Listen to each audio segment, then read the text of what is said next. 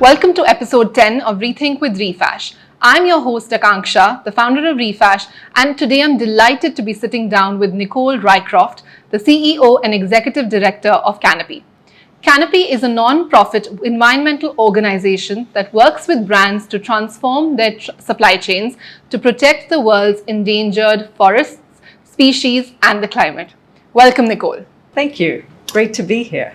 I'm so glad that we're able to sit down and have this conversation. I'm really happy about it as well. I'm a big fan of everything that you're doing at Refash. I'm honored to hear that.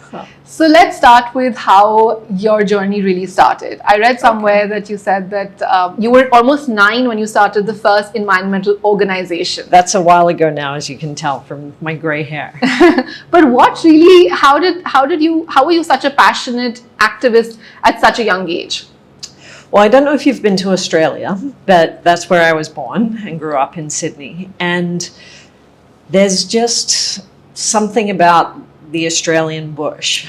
Sydney's quite a green city, like many Indian cities. So the smells of the bush, the eucalyptus oils get released when it's hot, the sounds of the birds and the cicadas, the intensity of the heat. I think it just got woven into my fabric at a very young age. And so I've always felt an affinity for nature, for the world's wild places, for the animals that we share this planet with. And so, yes, when I was 9, I felt compelled to go out and help start at my local primary school an environmental organization.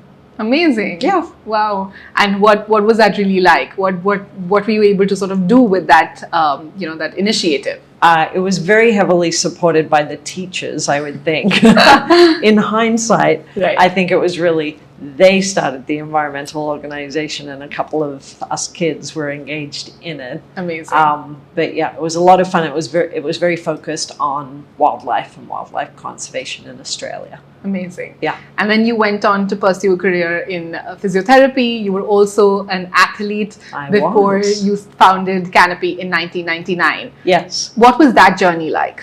Yes, it's not necessarily a linear path, right? Yeah. But I think some of the best life stories are when you take the circuitous route anyway. Yeah. And to be honest, when I was first thinking about starting Canopy, I was like, okay, I was a physiotherapist and then I was an elite level athlete in Australia. Neither of those are very helpful for starting a global conservation organization that's focused on working with business to transform supply chains. Yeah. But in hindsight, they're actually perfect in terms of the skill sets that they refine and develop in you. Because if you're actually a really good physiotherapist, then you don't tend to get too distracted by the symptoms.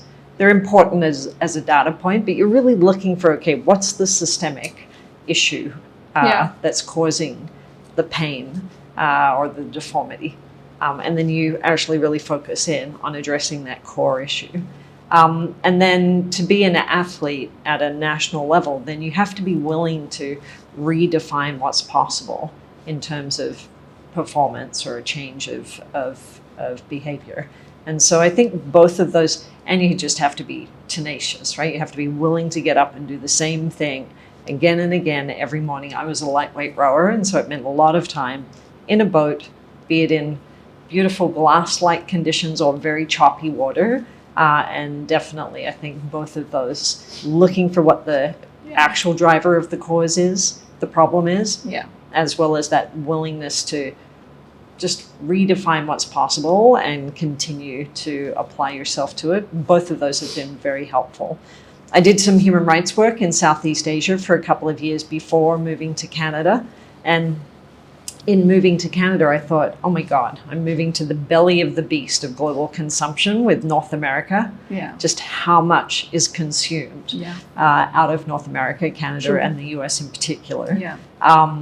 And so it just felt what an incredible opportunity there was to really harness that purchasing influence to help drive positive change rather than the dynamic that has often been the case or the disclaimer of destructive practices, which is that, it's a globalized economy and we live in a supply and demand world and we're just meeting customer expectations. Yeah. And so the work with Canopy that I started in 1999 was really with that vision of the market can play a positive role in forging both environmental solutions and social solutions in these large global supply chains, these drivers of how we coexist as a society. Interesting. Yeah. There was no model for you to duplicate as a model for Canopy, right? Yeah, when you started at that point in time. Was there a moment that you kind of thought that this is I read that you were canoeing when you actually came up with the business model for Canopy. Right. How did that really come about? Yeah, I mean, it's one of those things that sometimes happens slowly and then it happens in a moment. Yeah. So I had been doing human rights work and environmental work on the Burmese border. And that, along with reading, I love reading history about iconic social justice movements, historically big global movements and events that have happened historically. I think you can draw a lot from what's already been done. True. And so with looking at the civil rights movement, women's suffrage, the anti-apartheid movement, you've got many rich examples here in India as well. It was just looking at how did those movements build power and then help incentivize or build the conditions for change. And so that was really at the core of starting Canopy, was just that recognition that everything is happening under the rubric of the global economy. Yeah. But global supply chains and the global marketplace doesn't have to drive destruction. That's just been the way that, it has evolved and moved forward. And so what about if we were to do an intervention that helped build environmental sustainability and social justice alongside of quality and performance and availability and price? How did you convince the first brand to work with you? Oh, our very first brand. Wow. Okay, that is a while ago now. And to be honest, it was a little bit of a grand experiment. And I think they probably thought it was a bit of a grand experiment as well. Right. Because if you think back to 1999, and you would have been very young, corporate social responsibility was not socialized the way that it is today. Yeah. Right? Like at that point, being a CSR company meant that you would, do a fundraiser for a good social cause, like a boys' sports club or the arts club or the local museum. It didn't mean that as a business you were really leveraging, your purchasing influence, your investment potential into changing the core impact of your business operations. True. And so the first company that signed on, I think, was very progressive. They were forward-looking and they were willing to, I really said, like, we will hold your hand. Like, I didn't want them to feel as though they were stepping out over a chasm, that, we would hold their hand and help them address this issue. And so we worked in our first year to secure 21 companies. All of them had some track record of having been either progressive on child labor issues or other environmental issues because of the link to their business, their core business. But yes, in those early days, there was a lot more convincing. Yes, exactly. And what were most of the brands, like which industry were most of these brands from in your early days? Well, the very first year that we were in operation, it was, a pharmaceutical company, kind of like Nike Canada, the Body Shop Canada, a big telecommunications company. And then we very quickly pivoted from there during that initial year of outreach, and we were testing and refining, support structures and systems that we could put in place to make it easier for companies, for brands to sign on. And then it became very clear through some of our conversations that really for publishers or for any individual company to sign on, that they couldn't shift their supply chain all by themselves. Yeah. And so that's when we started to work sectorially. And we started with the book publishing industry. Yeah. And so we leaned into working with book publishers, because book publishing is about ideas Yeah. and paper. Yeah. And even though I initially thought that paper was mainly made from recycled content and from, maybe a little bit of plantation wood, the vast majority of paper at that time was still derived from ecologically important, biologically valuable forest ecosystems, Yeah. with very, very little recycled content in publishing grade papers that you would have in books. So we set off to green the book publishing industry. We were very lucky with getting a lot of incredible support from really well-known, kind of mainly North American, Canadian writers like Margaret Atwood and others. And then we really focused in on the greening of the Harry Potter book series, which at that time was mid-series in terms of publication and getting more and more pages as the later editions came out.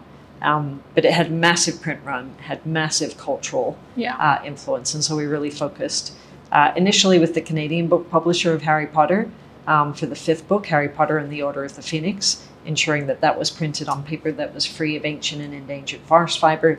And then we worked with the author and her other global publishers to have it become the greenest book in history. Wow, incredible. What were some of the early on challenges like when you were working with these, sort of sectors or the brands to transform their supply chain? Because that's no easy task. Yeah.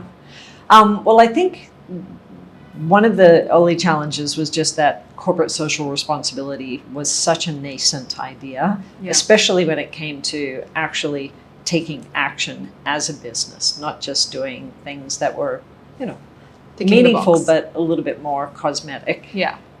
So that was probably the biggest challenge to start off with, was really finding those champions within companies that were really interested in stepping out a little bit ahead of the pack. Because I've often found that work in sustainability is the opposite of the Olympics, right? In the Olympics, everybody wants to be first across the line. Yeah. And oftentimes when it comes to sustainability issues, there can be a hesitancy to be first across the line. People don't want to be left at the back of the pack, but oftentimes people are happy to be a close second or third. Yeah. And so in the early stages or the early years, finding those champions, those visionaries that were really willing to actually be first, that took a little bit of work. Was there any moment that you felt really accelerated this impact, or do you think that was just you sort of being really resilient and disciplined and just not taking no for an answer that helped you, achieve what you had envisioned for Canopy till now? Sure. I mean, you see my flat forehead here from beating my head against a brick wall on numerous occasions. Right. I think, definitely tenacity is part of the job description. Being creative, but also just recognizing that, just because I'm a professional tree hugger in kind of one aspect, I guess, of my professional incarnation, I'm not the only person that cares about whether we have a stable climate or clean air or clean water. Right? Like people that are CEOs, people that are senior VPs that work within brands or within investment houses or government decision makers, they care just as passionately about the world that their children or their nieces and their nephews are going to inherit. And so there's an element of this work that is just very human and relational. Is there any transformation that you, of a particular brand that you worked with, that really stands out to you or you're really proud of? Oh, that's a very good question.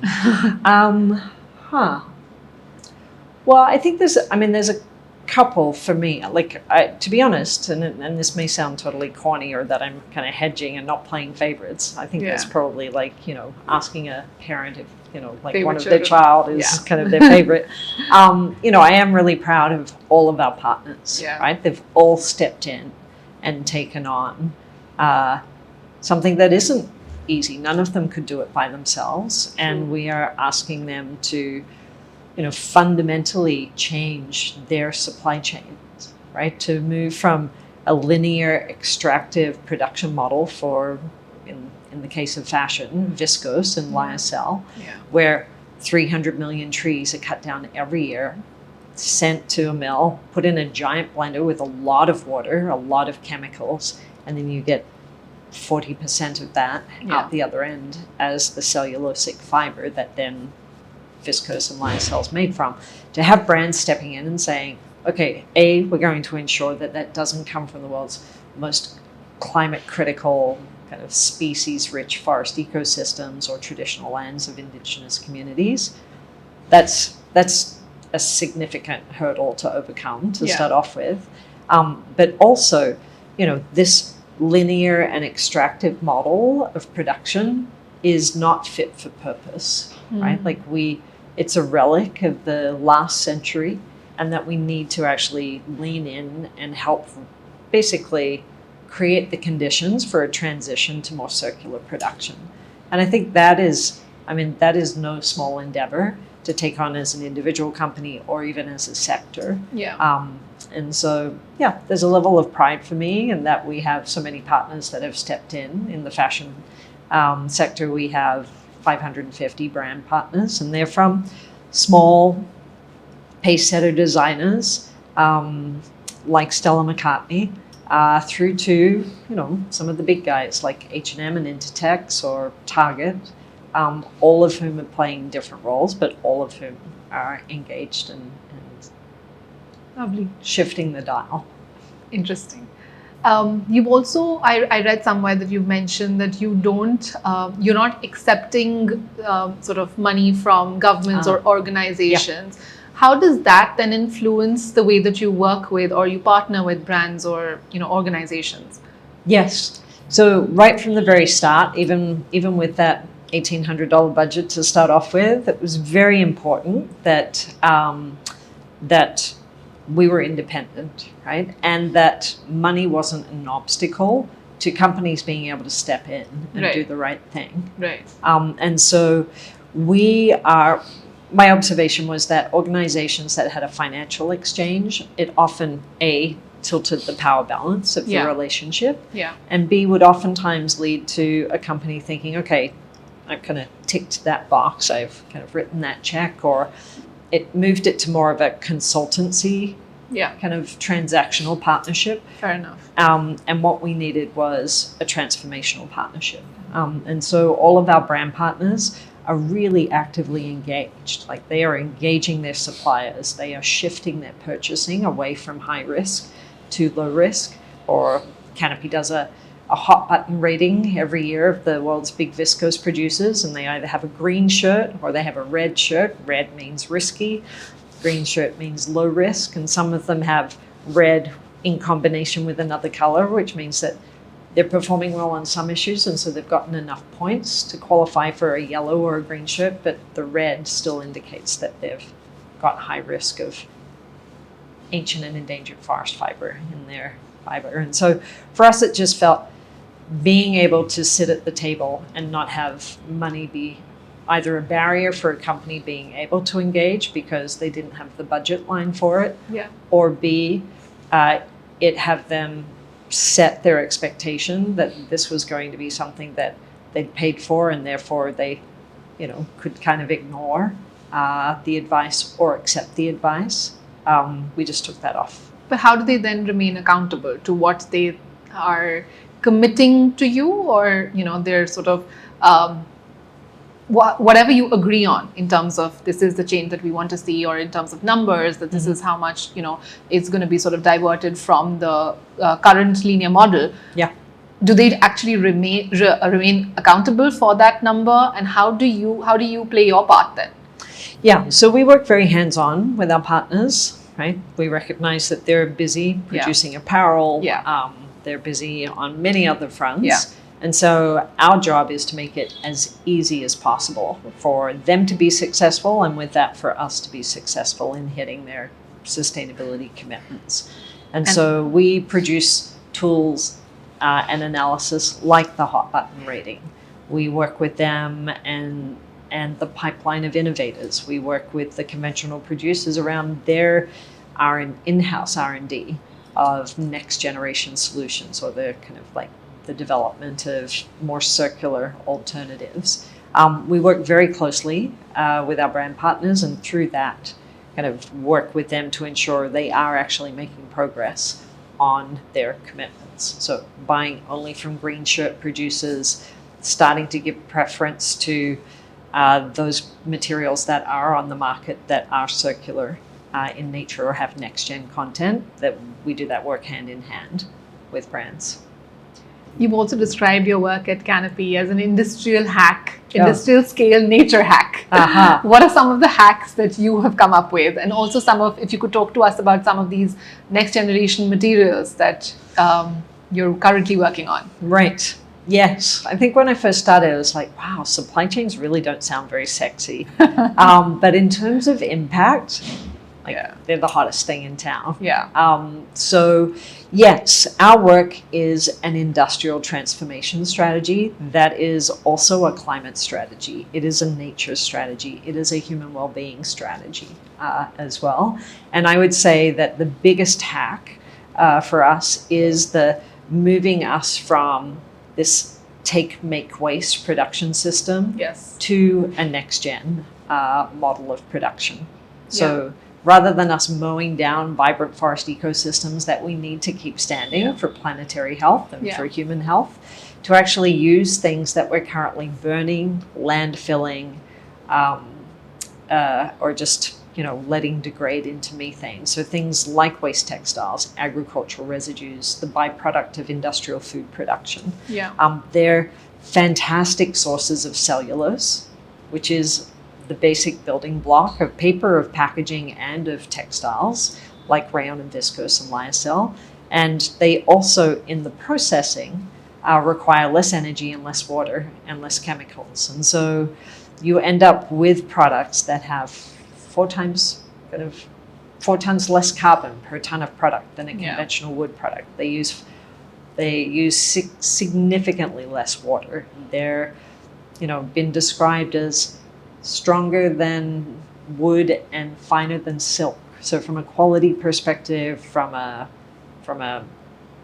environmental performance perspective, from an OpEx perspective, because they require less inputs, because they're more efficient in terms of yield, they tend to run sort of at a significantly more advantageous operating expense. So from an investment perspective, also very promising. Is there any one radical idea? I know that you just sort of, spoke to me about several right now, but any one idea that you think that if it is scaled, could actually completely eradicate the need for deforestation? Oh, okay. Well, and you're meaning one kind of technology, right? Yeah, let's talk about, say, fashion as a sector. So within fashion, if there was one particular idea or a material that we use. So I think in fashion, maybe I'll cheat. I'll give you 2. But I think in fashion, the biggest one that I'm most excited about is the scaling of technologies that take textile waste and turn it back into the styles that are on the runways the next season. Because we have a waste problem, and I know that you're very well aware of that. It's kind of close to your heart. Of the 100 billion plus items of clothing that are produced every year, 60% is in landfill, degrading into methane within the first 12 months. I find that crazy making. Absolutely. And of course, much of the problem that has been sort of posed around why we haven't been more successful in this transition already is because of the blend of synthetics with cotton. But we have technologies that now can actually deal with that issue.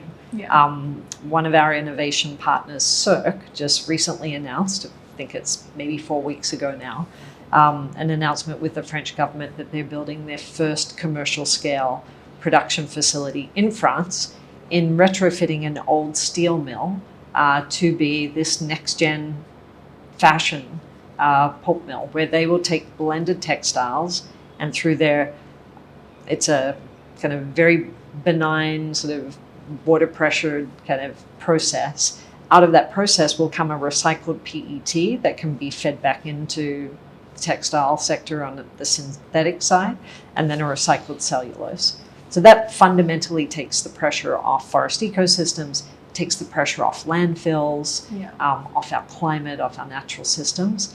And then the second one that I think is super exciting is it's actually an Australian innovator called Nanolose, and they can take basically industrial food waste. At the moment, they've been taking the byproduct of coconut water production and making through an enzymatic process, turning that into a cellulosic fiber.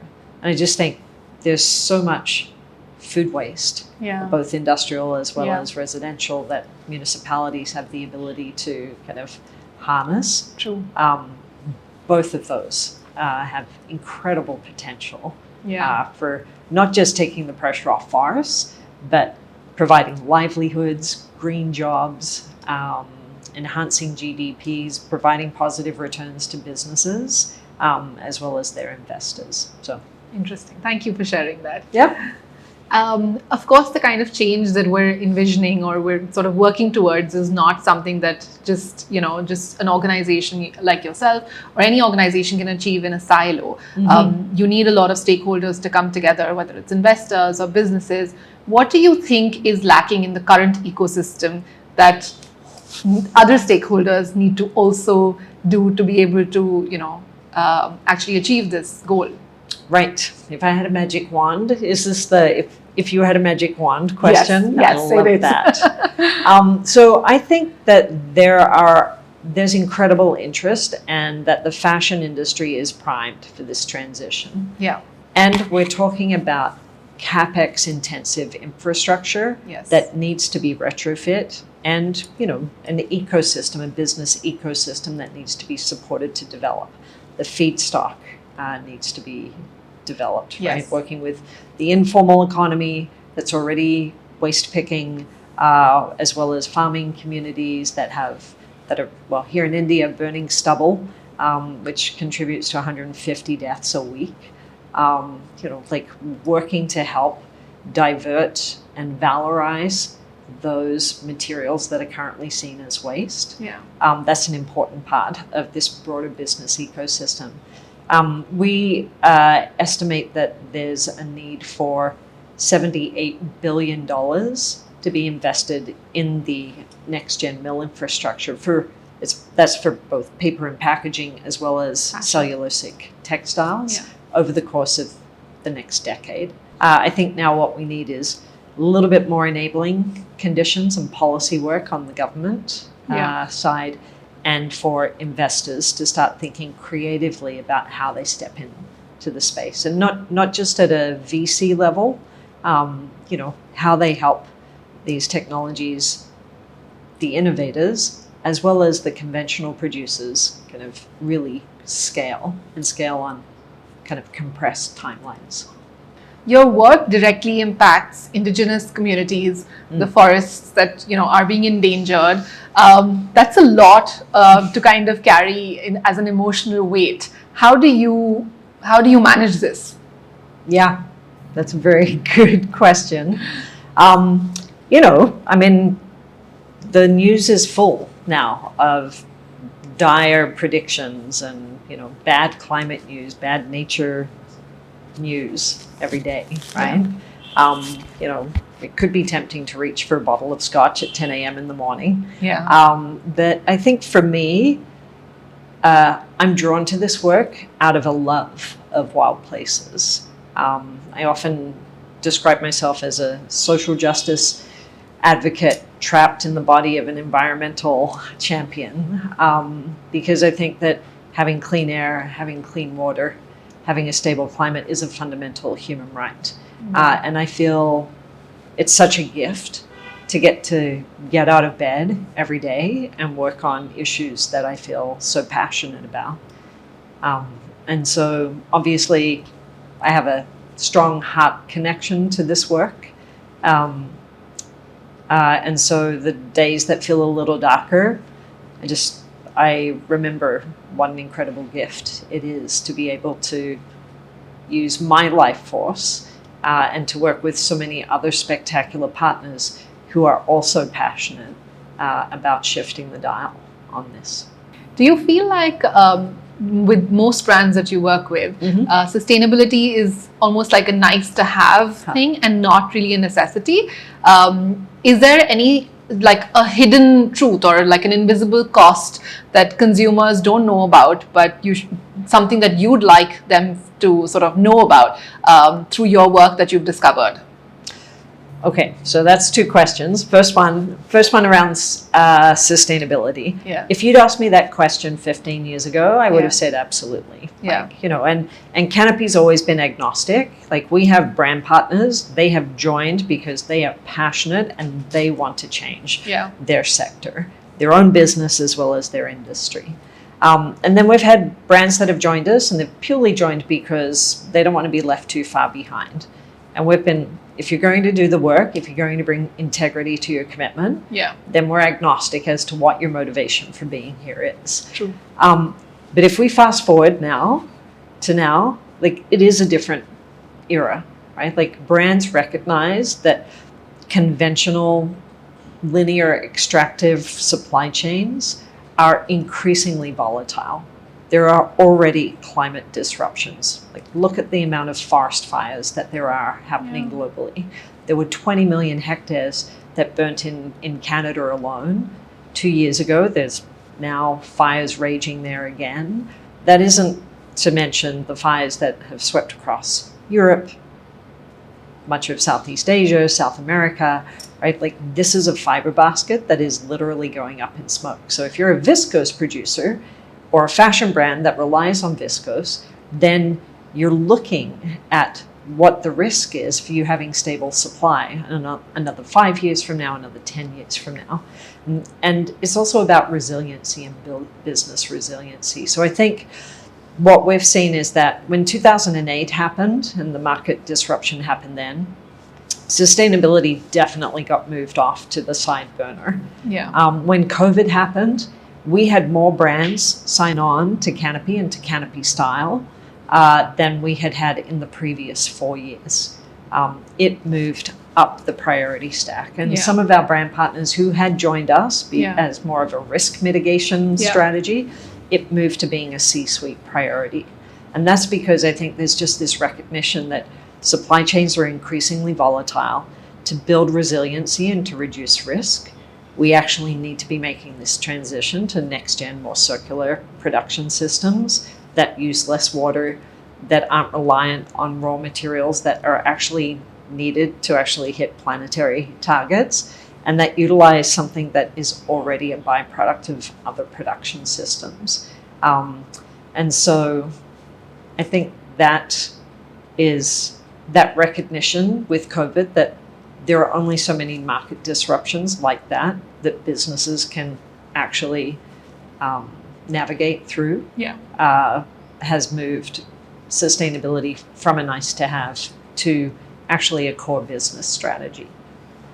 Now, your second question, which was about the hidden cost. There is. I mean, the price tag that we see in a store for a T-shirt, for the little black dress, doesn't actually have the impacts of deforestation, of the impacts that has on our precipitation cycles, on climate, right? Like, I mean, here in India, the number of work days that there are where outside work because of extreme heat is incredibly dangerous, are increasing year on year. The cost that it has, the human cost that it has on frontline communities that have, spent, like, their cultures and their human well-being is entwined with their traditional lands, to have deforestation and forest degradation of their traditional lands is devastating in terms of the impact that it has. And then I think for us at a very human level, those that we share this planet with, like orangutans, we share 97% of our DNA with orangutans, which is literally man or person of the forest.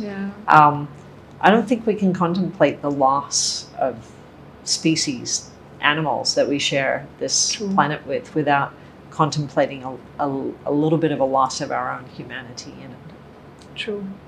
Was there any moment or like a conversation or something that happened early on that made you sort of dedicate your life to this cause, if I may call it? Oh, that's a good question.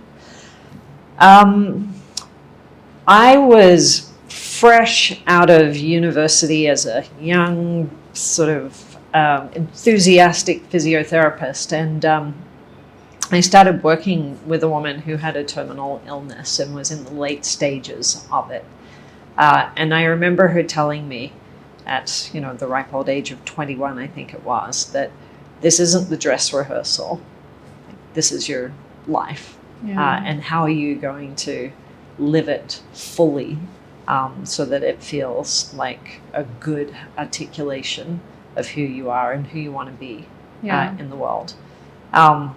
And, maybe I was an impressionable at the time, but that really stuck with me. She was quite a remarkable woman. She later lost her life soon after to that disease. But it felt like such a gift to receive that lesson at age 21.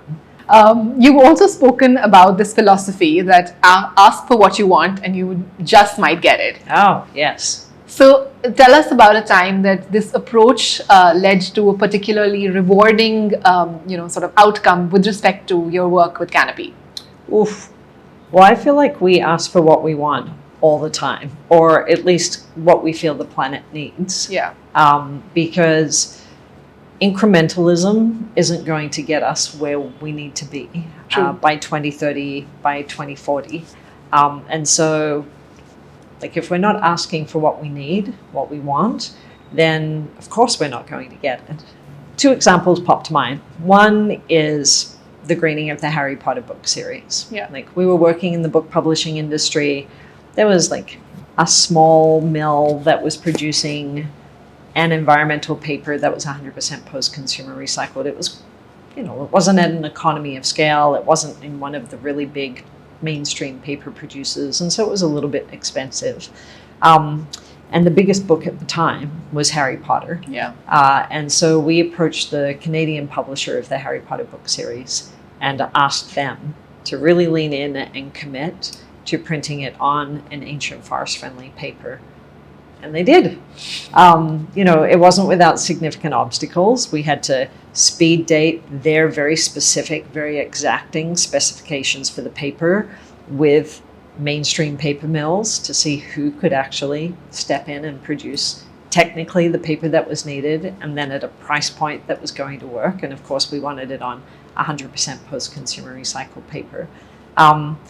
But, a couple of no's overcome and turned into yeses. And we ended up with the 5th book of the Harry Potter series on ancient forest-friendly paper. And that really helped inspire not just the author herself, J.K. Rowling, but also other publishers around the world.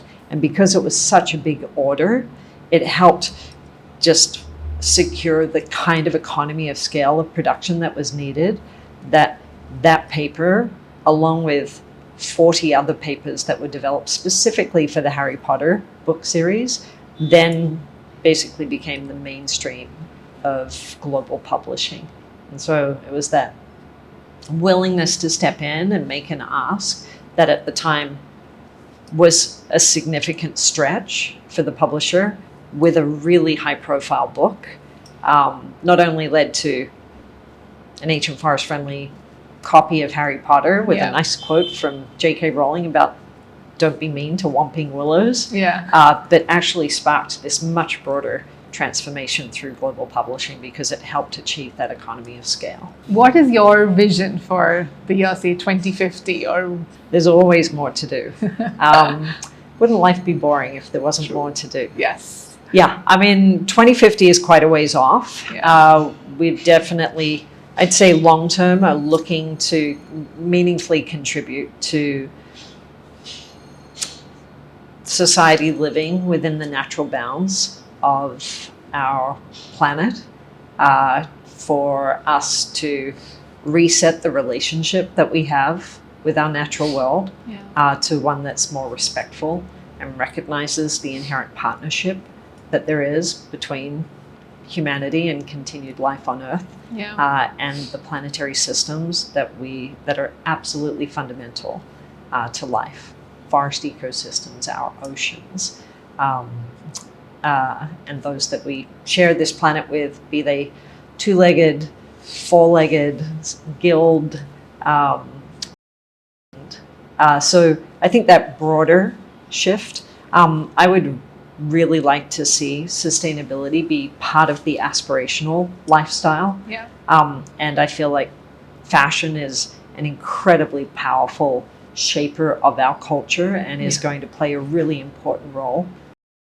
Being the case that people think about and want to be sustainable, because that is what living a good life is. I found the number of brands that you have actually worked with, and also the amount of forest cover that you actually helped protect. Mm-hmm. But I would like to know from you, what is your number in terms of the brands that you worked with and the amount of forest that you actually helped protect? Oh boy. The letter number is going to be a stretch for me. You may know better than I do. Is it 900 brands and almost 39 million hectares of forest cover?